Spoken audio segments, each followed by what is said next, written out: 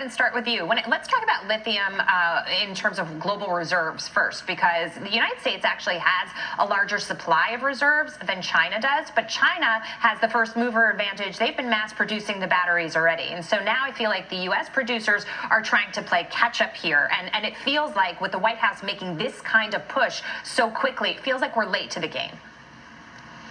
We're definitely late to the game. 76% of the world's lithium-ion batteries are produced in China. 8% of it is in the U.S. We've got to be able to build and ramp up the capacity to be able to do that. We are heavily reliant on China. And then the other thing that's actually happening is China's been strategically acquiring mines for lithium all around the world, and that's where we're falling behind as well. Even though we've got great supply, we've got to get the lithium out of the ground as well. That is fascinating. Acquiring real estate, wanting to take over agriculture in different parts of the world. I mean, China just never stops, Mitch.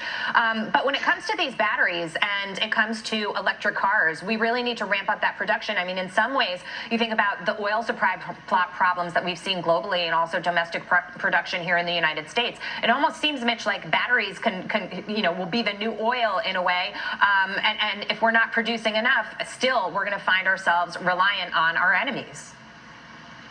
And, I like your analogy with oil, which is we have the supplies. We have constraints on our ability to refine them due to regulations and due to some bad policies. So we could be in the exact same situation where we have to outsource the refining of lithium.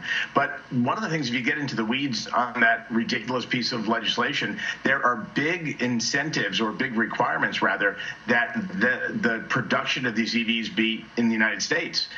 There's also a lot of push to make them affordable.